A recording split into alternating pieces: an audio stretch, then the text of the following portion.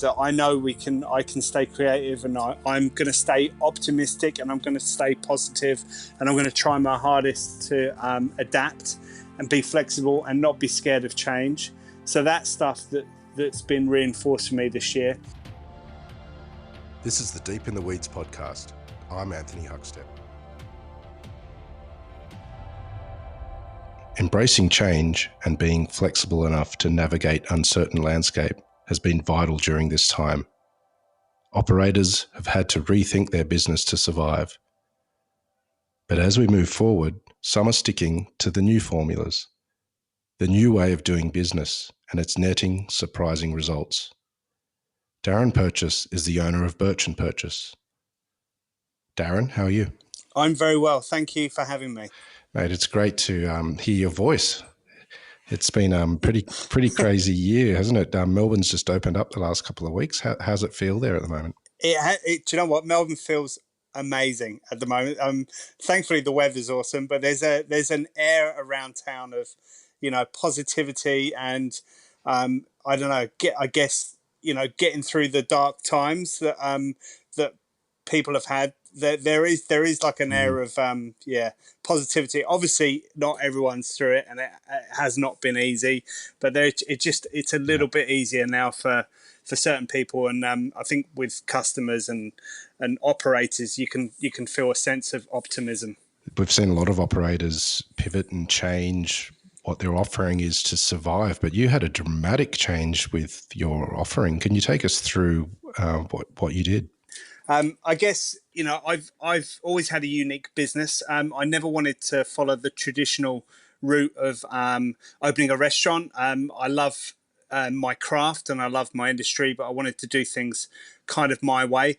I also never wanted to follow the tried and tested, open one shop and then open another and then open another. I've always felt, and my wife is the same, my wife, Kath, we work in the business together. We've always felt that we want this business to be personal and extremely high quality and not something that is, a rollout. So I guess we've been working hard on our business for 10 years, and we've had, many highs and many lows, many peaks and troughs as businesses do. And kind of when this hit this year, this COVID situation, we were almost ready for COVID before COVID hit. If that sounds a bit strange, we were on Chapel Street, and we've got, if anyone knows, we've got quite a small shop on Chapel Street North.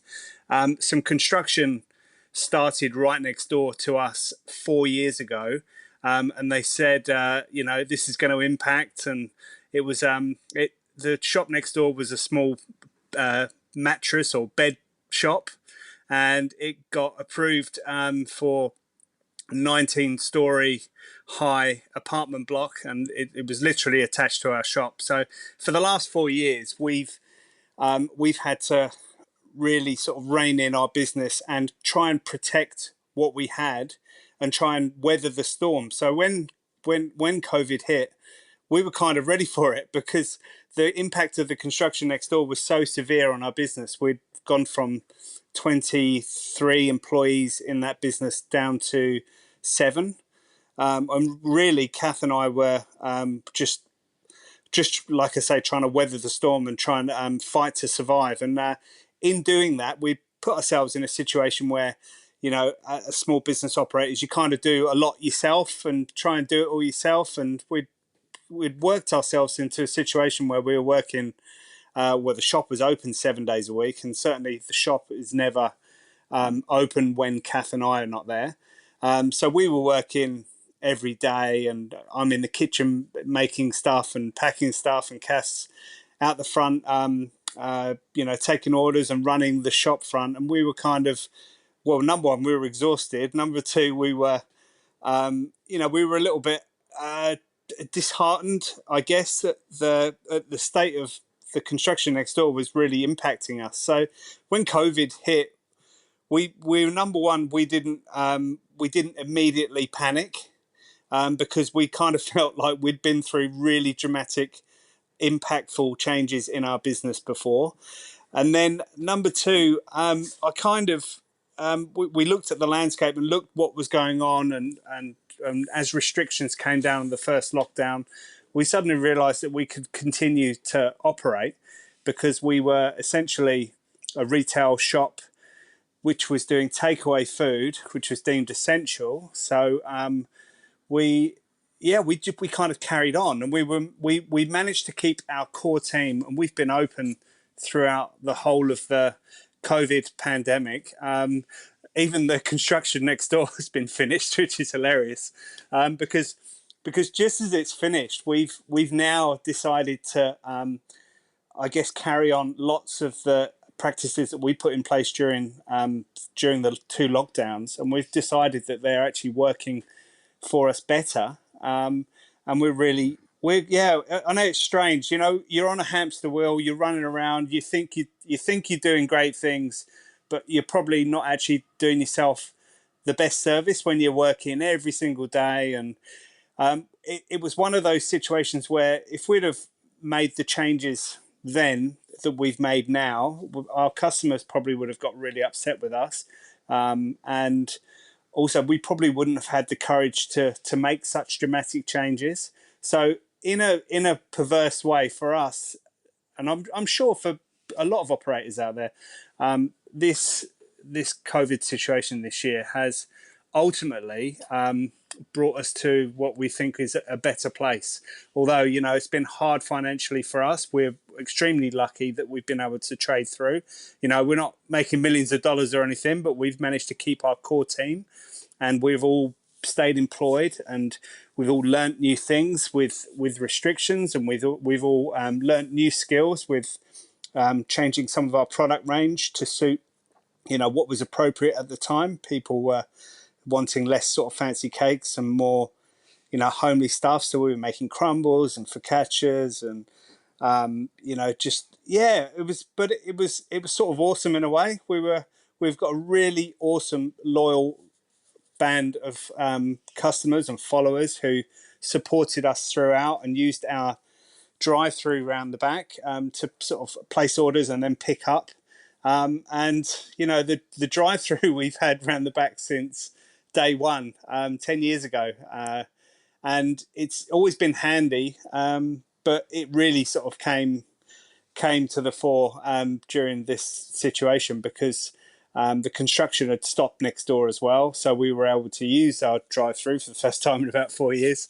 And it's been working really well. And, you know, subsequently, we've gone from a retail store, which used to have, you know, you walk in, you had amazing edible artwork on the wall, you had a sweet soundtrack with, you know, 400 dessert songs on there. The shelves were stocked full of amazing products, sort of non-perishable on that side, homemade jams, chocolates, and then the real sort of hero, I guess, was the 4 meter long cake cabinet, which for the last 10 years I've personally put out myself. You know, the team have finished things in the morning. We've like really gone nuts and made what we thought was the best sort of you know, one of the best pastry showcases in Melbourne. We were really proud of the fact that everything was super fresh, and we would produce this amazing cake cabinet, which would take us hours, and you know, a lot of the time we would sell, or we would sell very well. We, you know, we, like I say, we've got some awesome customers, but just in the last 4 years, anything can happen. If the construction impacted us such that you know, a truck might stop in front of our shop all day, we could literally throw away that cake cabinet. You know, everything's gone in the bin. So you know, the first sort of 5 years of Burch and Purchase, we were a little bit sort of, I don't know, I guess in vogue, you know, a bit trendy, and we were really popular. You know, and then the last 5 years, you go through different cycles where, you know, you have your core customers and people know what you do, and but there are other sort of new exciting things happening around town or in Australia. So, you know, people gravitate towards them. So we were in this situation where you know, we could be throwing a whole cake cabinet away every single day, and you know, spending hours setting it up. So when COVID hit and we were forced through social distancing to, you know, not have too many people in the shop, we decided to stop the cake cabinet for a while and then put everything online. We already had an online store, so it was just a matter of, you know, adding a few more products and putting everything online, and then using click and collect or the drive-through around the back. And do you know what? It's working better for us, and we're really, we're really excited for the future. We're sad for some of our customers because we're still trying to get the message across that we're going completely online, and all of the changes that we made in the last sort of, you know, few months, we're going to probably continue those because they work better for us, and we believe they're going to work better for our customers as well. And certainly, there's a lot of people that don't want to browse shops too long these days. You know, they have to wear face masks, and it's, you know, uncomfortable when you're, you know, with other people sometimes, especially food businesses. And from our point of view, we can actually replicate that beautiful cake shop virtually. We can do it online. So, you know, we've always invested heavily in food photography. We've got a regular guy called Ari who's been with us for about 6 years, and we always get awesome pictures of our food. So that's all online now. All of the beautiful stuff is online, but my team and I don't, I guess I'm not going to say waste, but I don't spend hours setting up a cake cabinet in the morning in the hope that you're going to sell it. It's basically there online, so there's no waste. I can even have a bigger menu, and I've always had lots and lots of products. So I've got even more now because the orders come in, and we get the orders together and all work out as a team how we're going to attack it next day, and then we make everything to order based on the components that we have ready to go. You know, we glaze in the morning, we spray chocolate in the morning, finished cakes, and we make tarts, and we do all those things. But basically, we're just making the orders that have come in. It's like it's like eureka moment, you know. Whereas before, I would make, you know, I'm guessing. I'll go, oh well, you know, it's quite warm today. It doesn't look like there's any construction on the street. We know there's a public holiday. You know, you're kind of guessing. I'll make 40 lemon tart. I'll do 30 of them. I'll do 20 of them, and it really was a guessing game. And we did get quite good at not overproducing. We never wanted to run out. We didn't want to be that shop that you go to at midday and they look down their nose at you like, "Are you crazy? You're coming here at 12 o'clock." Well, of course, we're sold out. We always had quite a lot of trade for people coming to see us after work because we stayed open till 6:30. So they would pick up stuff. We wanted them to pick up stuff on their way home from work. But now there's no guessing involved. So they can still choose the time they want to pick up. They can choose from a larger menu. I can be more creative because I haven't spent, you know, the first 4 hours of my day setting up that cake cabinet. So there's more time for me and for my wife to work on the business as well as in the business. And yeah, there's no waste at all. So we're literally making to order. So that was a change that we would probably love to have made, but probably wouldn't have had the courage to do because it's a really dramatic change from, you know, where we first started. And before COVID, it was, you know, it's expected that you can just sort of walk into a shop and choose whatever you want, have whatever you want, stay for as long as you want, and then, you know, and then go. But now our customers, because of what's happened, they all completely understand where we're coming from. And they, you know, when they come in and they say, "Oh, you know, are you going to go back to normal?" We sort of say, you know, this is the new normal now, and we're probably not going to go back to it because we explain exactly what I've just said to you, and they all go, "Yeah, right, we get it. You know, I get it now. Yeah, I totally understand." You know, they're all recounting stories of, you know, booking restaurants up the road and getting a window that they have to sit down, you know, 2 hour window, and they have to put deposits down. And I think all of these things are really great things, and they're things that people will, you know, would have been really against at the start of the year, but now that everyone completely understands. So, in using the COVID situation to change your business, like what advantages are there to this new business model? There's so many advantages to using this new business model. It's not just in the day to day operation of our business, which has changed, you know, really dramatically. Before it was a retail store, walk in, buy what you want. Now it's completely online. You can come in the front of the shop, but it's purely for pickup. So that's a dramatic change, but also changing the business helps from, I guess, the bigger picture type thing. So, for example, we used to run it 7 days a week, and you know, Kath and I would get in there. We're always in there, you know, sometimes 4 or 5 o'clock in the morning, and we're there till late. We're there till everyone else has gone home, and you're physically exhausted, but you're also mentally exhausted. You're trying to I'm trying to be creative, but we're also trying to run the business as well at the same time. There's always lots of things, and we end up responding to sort of emails or requests really late at night when you're kind of not, you know, you're not that into it because you're really sort of tired, and you know you've got to get up next morning.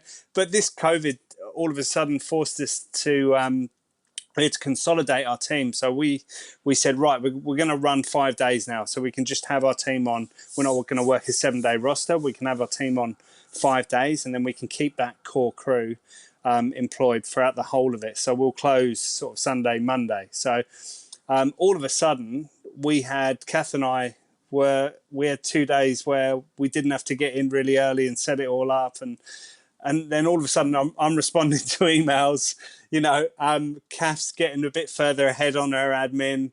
We're actually sort of getting stuff done. And then, so it kind of helps you with the business as well as a, you know, for a vision, you know, where do we want to take this? You know, all of a sudden we're off this hamster wheel of working every single day. It gives you a bit more time to think.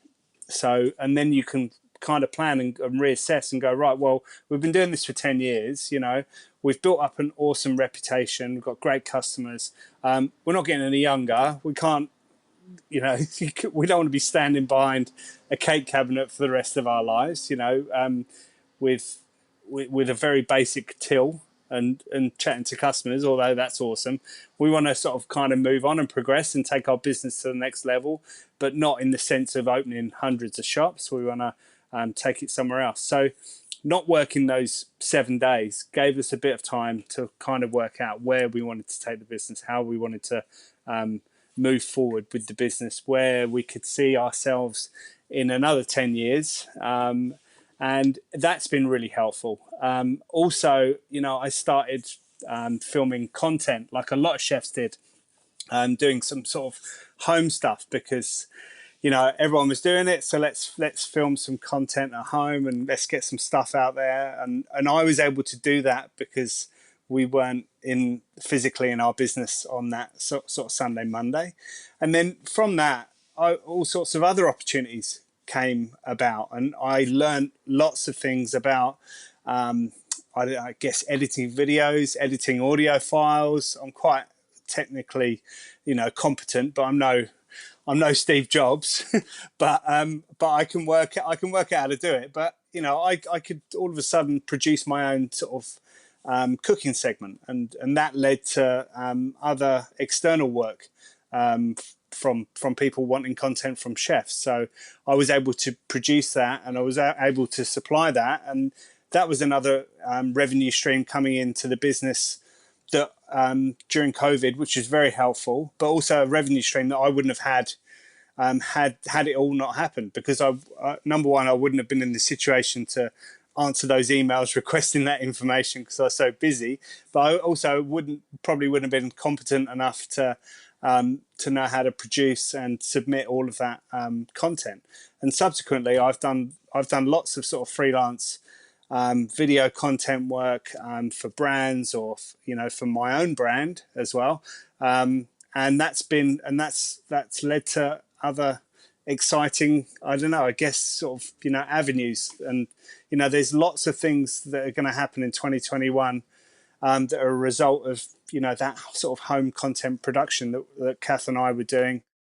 You're renowned as one of the best pastry chefs in the country. Where did it all start for you? Oh, where did it all start? Do you know, it's a long time ago now. It's very flattering that,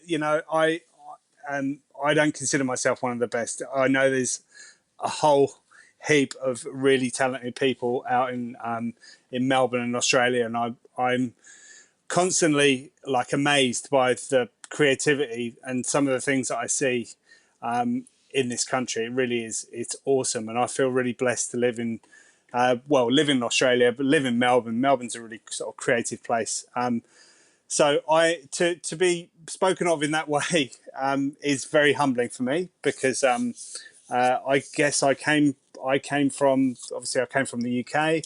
I'd met my wife in Brisbane, and then I moved to Australia, and I was kind of blown away when I came over here, because I just assumed that the be all and end all of the world was everything that I saw in the UK. And, I realise now how little food knowledge I had till I came to Australia, and, some of the ingredients I see. But I guess, I started, I left school, I didn't really know what to do. I was quite sporty. This is cutting a long story short. I went travelling to Europe. I started washing up.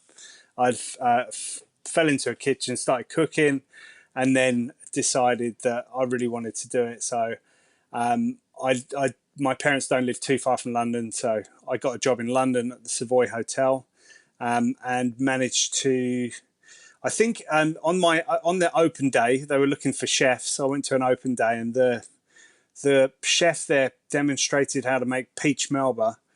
And not only did he do that, he sort of recounted the story of how it was invented at the Savoy by Escoffier for Dame Nellie Melba. And already I've got an Australian connection there for the future that I didn't know was going to come in handy. But I was just blown away by the history of it, and the story behind it, and I just kind of fell in love with the whole thing. And I just thought, get me in there now, get me in the pastry. I want to do all that stuff. And I just I'm a hard worker, so I was always there, and I would work my days off, and I'd do everything. I didn't really have a hell of a lot going on other than that. There was sort of football at the weekend, but I would just work. I work. I worked in the bakery department. I worked in all different sections of the pastry department, and there was a lot of different sections in the pastry department. Then we're talking. There was over 120, probably about 135 chefs at the Savoy when I was working there. Yeah, it was huge, but it was awesome.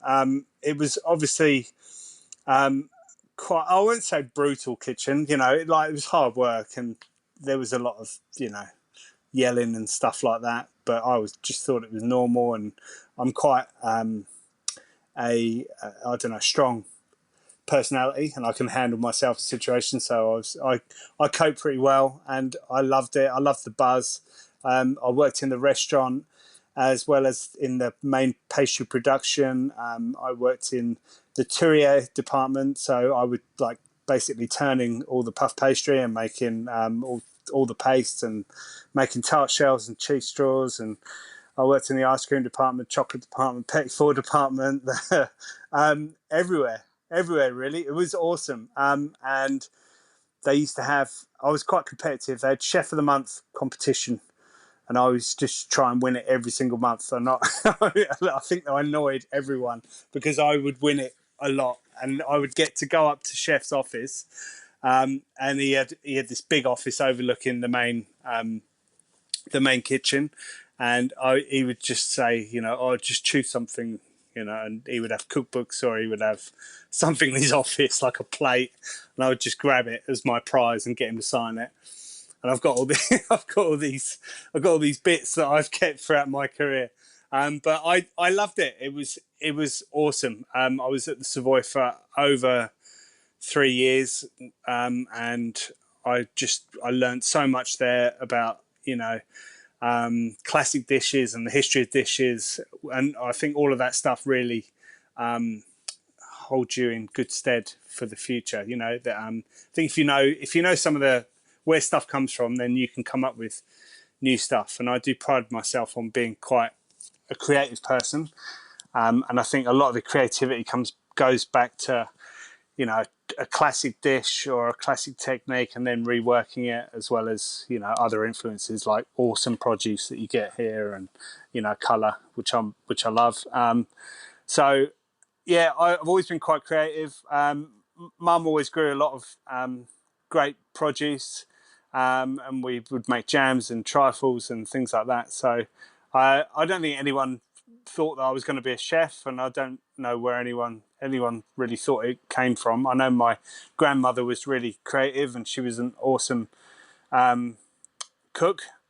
But really, yeah, I don't know where it came from. It wasn't the most fashionable job when I was finishing school, and everyone was sort of saying, why are you doing that? Like, that sounds like a lot of hard work. And there was no sort of chefs on the telly before Jamie Oliver, just before he sort of started. So everyone thought I was mad, basically.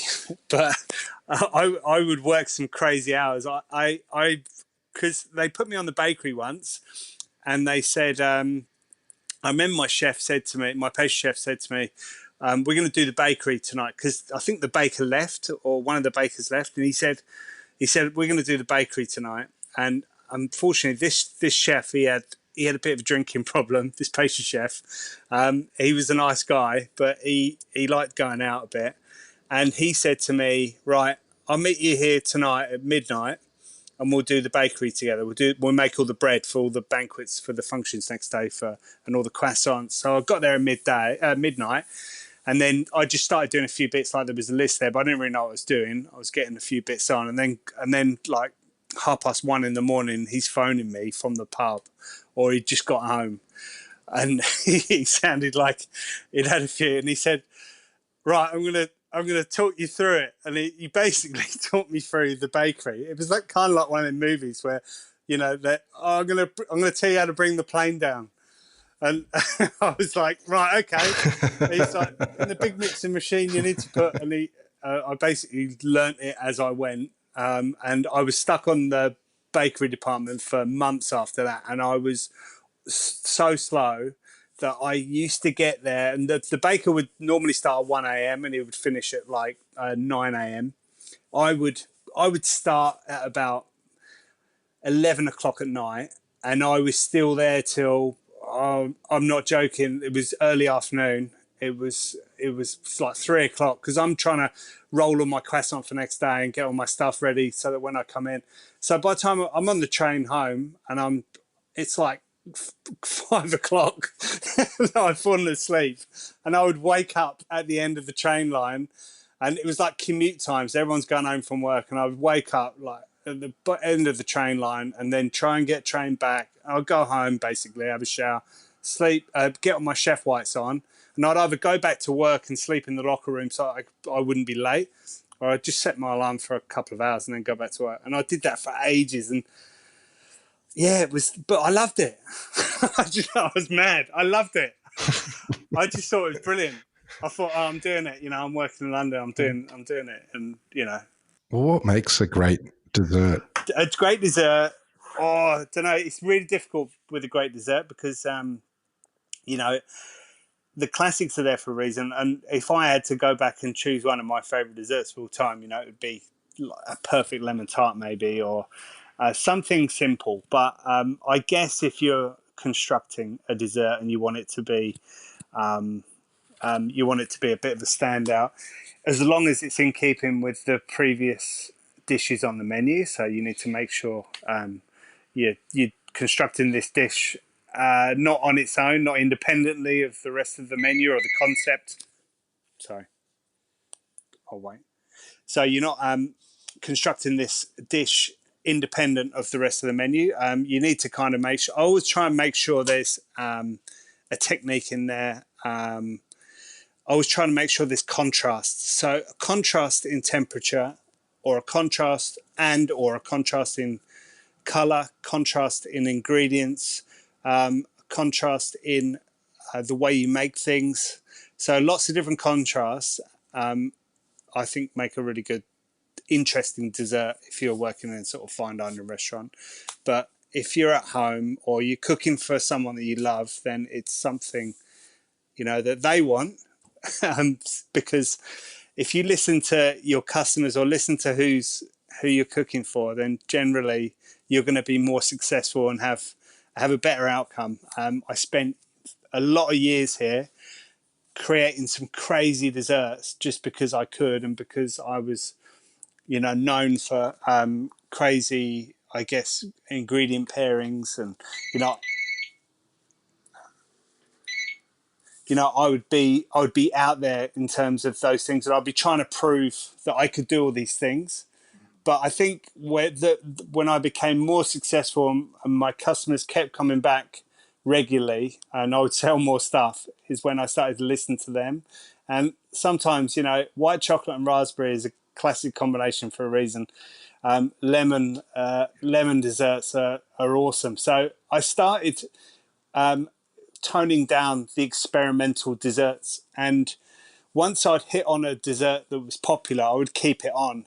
And all of a sudden, I've now filtered my menu, and I've got to the point where I've got like the greatest hits of Burch Purchese, and a lot of them are classic combinations, but they're just done in my way. So they kind of stay on the menu now because I can't take them off, because every single flavour has got its little band of followers that they come down and they love, and they really want, that I'm known for it in their household. So I kind of can't take any off, but I can't add any more because I've got I've got so many different combinations of different products on the menu. So that's how that's how that I've worked out what to make. So at the start, when you're young, you're trying all these new stuff, and you think that trying to be really clever is the key to a successful dessert or a great dish. But I think as you get older, you kind of strip it back, and then you realise that a great dish can just be an awesome bowl of raspberries, the best raspberries you could possibly find, and that where they come from. They taste amazing. They're picked this morning, and just a beautiful cream that's flavored with a little bit of vanilla, and it's all sort of from your local area, and it's all really great. So that's a great dish, as well as something that can take a pastry team of 5 to produce over a course of a day. So I'm kind of working out, simple is best, and I think just let the ingredients speak for themselves, and cook what your customers want, or cook what your partner wants or your family wants, and then you'll be more successful. Is there something you've created during this time that sells really well that you're really proud of? I'm just trying to think. I don't know, to be honest. Like at the start, we were. I was trying anything. I thought, well, people aren't going to want. I've had to change my whole range basically this year, because as soon as lockdown started, people don't want large cakes because there was only a few of them in the household, and I would only ever do sort of large cakes. So I was doing individual desserts. So I was adapting my menu on the hoof basically all year, and I would make some of my cakes sort of smaller. I've now come up with a new range, which is they're kind of like dessert pots. So they're my cakes that come in 18 centimeter size, and they come larger. They also come individual. They now come in a kind of 2-pot sharing size, and this has come about because the lockdown meant that we didn't have a lot of people coming through, so we jumped on another platform. So we were introduced to the Providor delivery platform by a friend of ours, Shane Delia, chef, and he's come up with this awesome concept, which really has helped a tremendous amount of restaurants in Melbourne sustain themselves throughout COVID. And he asked us to jump on board. He wanted a dessert partner to complement his suite of awesome chefs and restaurants. So we put ourselves on the platform, But we were getting some complaints about cakes. If they get shaken up, we pack really well here. We pride ourselves on our packing and our making sure that everything doesn't move in the box.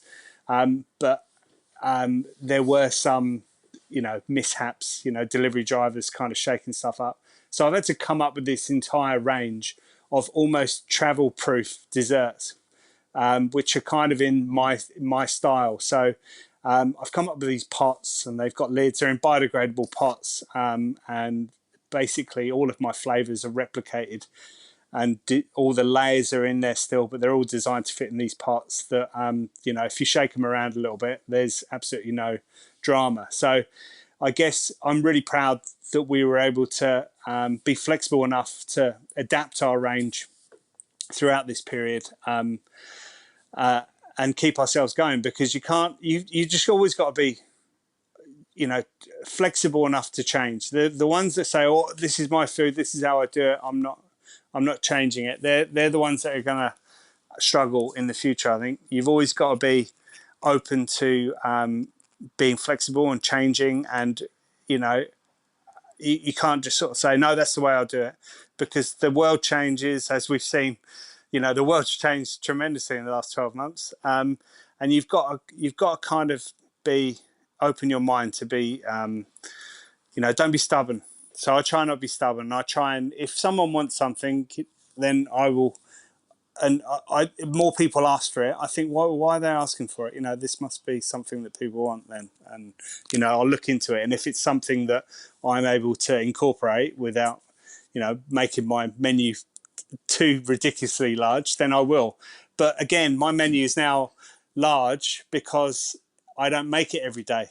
I have the names of the dishes, and you choose what you want, and then we kind of make it to order using our the system that we have here, with components ready to go in, either in the freezer or in the fridge. We can construct dishes on the day. So it all comes down to being flexible, and we're able to produce this massive menu really at the drop of a hat with a very small team, because we're open to sort of new ideas, I think. So we're Kath and I and my team here, we pride ourselves on being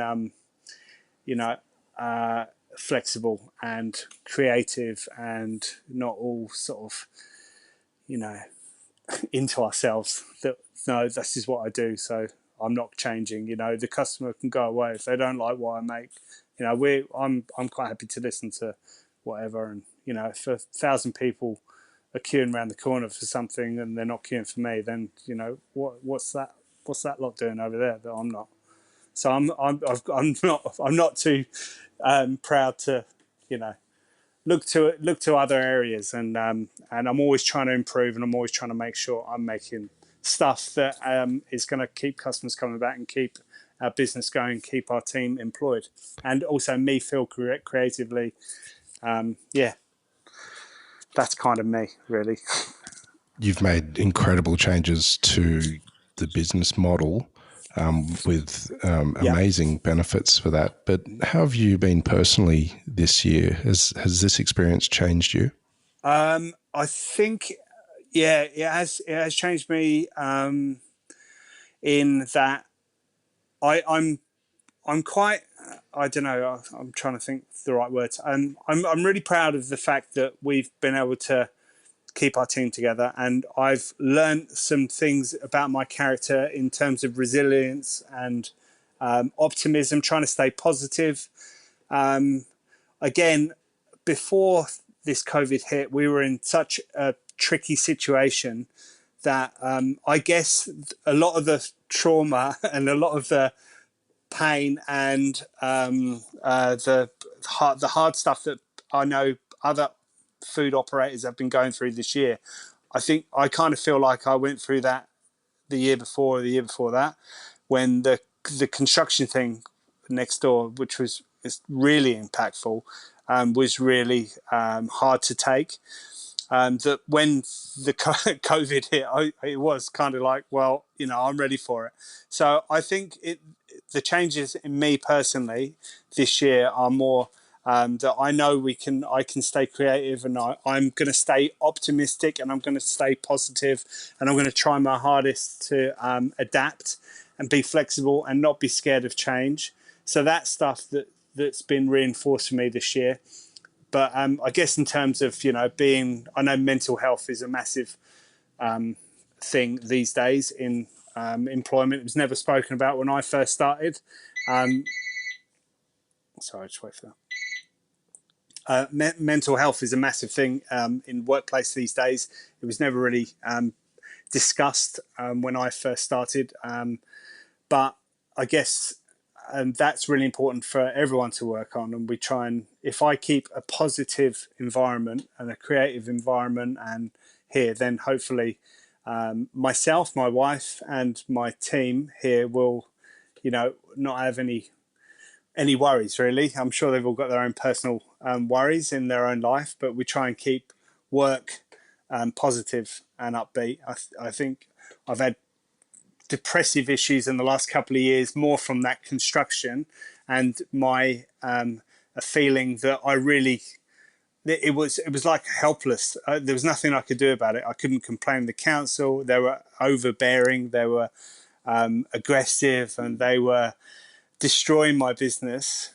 And that was hard to get through. And I kind of feel that this year, like I feel stronger as a person now, and I felt stronger. And I'm trying to convey that to everyone else, and trying to, sort of say, I bring discussions in the workplace, about new stuff we're going to have that's going to happen in the business, changes we're making. We always have kind of a group discussion that says, let's do this, let's do that. And I just try and bring a positive environment, and then hopefully I can lead and help everyone. And then, we can all get through this, and then hopefully 2021 is going to be awesome for everyone. I know for us, we've got some plans. We want to potentially move out of this now redundant retail space, where we're paying retail rent, but we don't let any customers in. So we potentially move to premises more suited to where we want our business to go, and that's come about through making the changes this year from COVID. Well, Darren, you're a bloody legend, mate, and it's inspiring to hear the changes that you've made and such positivity. We've loved having you on Deep in the Weeds. Please keep in touch, and we'll talk again soon. Will do. I appreciate it. I'm sending lots of light and love out to everyone out there. This is the Deep in the Weeds podcast. I'm Anthony Huckstep. Stay tuned as we share the stories of Australia's hospo community, suppliers and producers in search of hope during this pandemic. Special thanks to executive producer Rob Locke for making this all happen. Follow us on Instagram at Deep in the Weeds Podcast, or email us at podcast@deepintheweeds.com.au. Stay safe and be well.